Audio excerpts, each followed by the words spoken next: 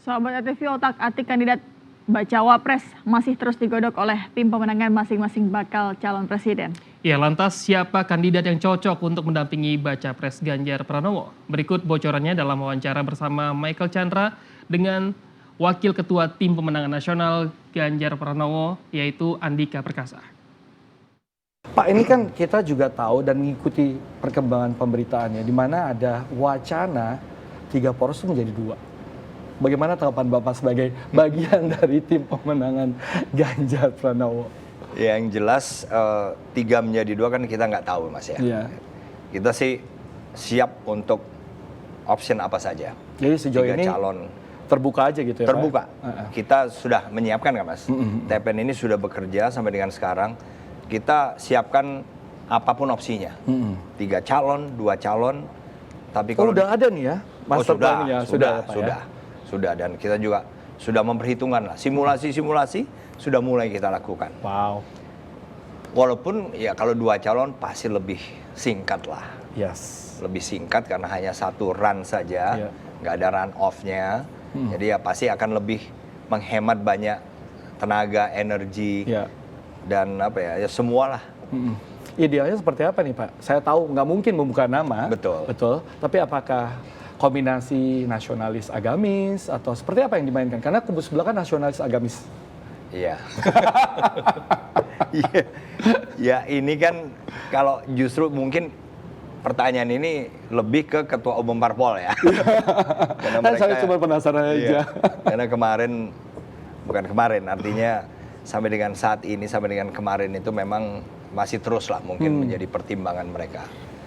Dan saya yakin partai politik punya pengalaman kok, Mas, dalam memilih. Kombinasi itu tidak selalu kemudian konstan juga. Tidak misalnya nasionalis dengan misalnya agamis atau misalnya dengan yang lain profesional. Ya, kita lihat aja keputusan ketua umum parpol, Mas. Atau mungkin sudah ada pembicaraan gitu untuk membuat satu formula yang sama seperti di tahun 2004-2009, Pak. Militer dengan sipil.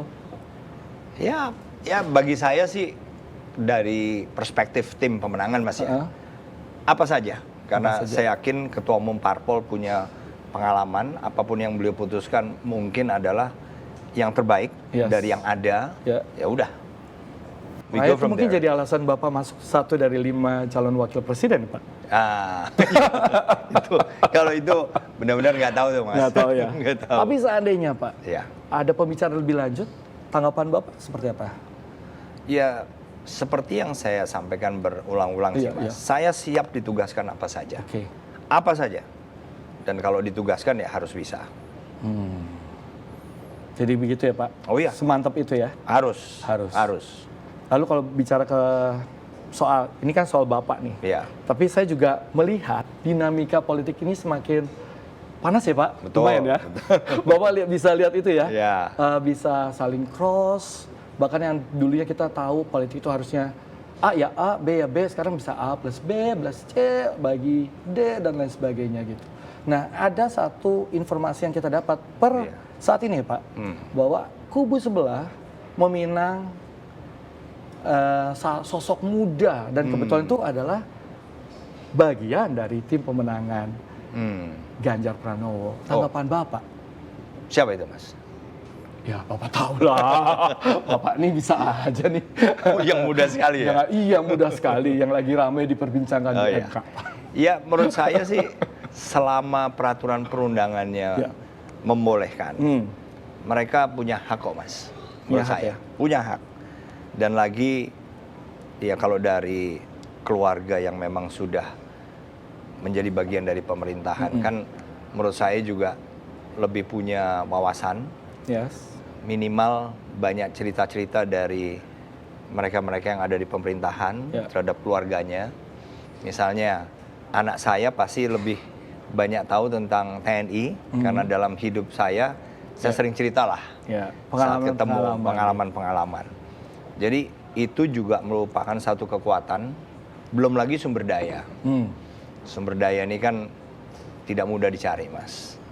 Itu yang sumber daya itu macam-macam ya, sumber daya manusia, maksudnya tim dari dari mereka yang ada di pemerintahan sekarang, yang berarti dimulai dari pada saat pemilihan dulu, itu kan juga semakin berpengalaman. Ya pasti banyak keuntungan lah.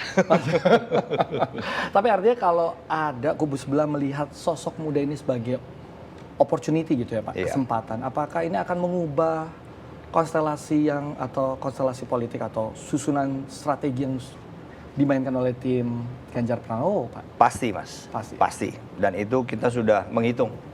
TPN Mas Ganjar sudah menghitung juga. Artinya siapapun lawan kita harus siap. Dan segala kemungkinan sejauh ini, termasuk yang Mas Michael tanya barusan, itu sudah kita mulai hitung-hitung. Sampai dengan tadi malam, kita masih bahas itu. Oke. Apakah ini karena faktornya di tahun 2024 ini, berdasarkan KPU nih Pak, 56% itu pemilih pemula atau di generasi milenial, silenial. Apakah ini juga memegang pengaruh besar Pak dalam 2024? Ya sebetulnya kalau calon itu kan mereka-mereka yang kemudian bisa. Kan pemilihan presiden atau kepala daerah ini kan tidak bisa misalnya kita inginnya seperti apa. Tapi kita dibatasi pilihannya hanya ini. Misalnya pilihannya hanya 3 nih. Kita milih lah satu dari 3 itu ya. Milih 1 dari 3 yang ada itu. Betul. Jadi ya menurut saya kita tidak punya pilihan. Bahwasannya mungkin bergabungnya tokoh muda ini sebagai salah satu strategi dari kelompok mereka untuk misalnya apa ya menarik vote dari generasi muda, ya itu juga bagus juga. Tapi kita juga tidak merasa kemudian kita takut lah. Kita harus siap dan kita siap.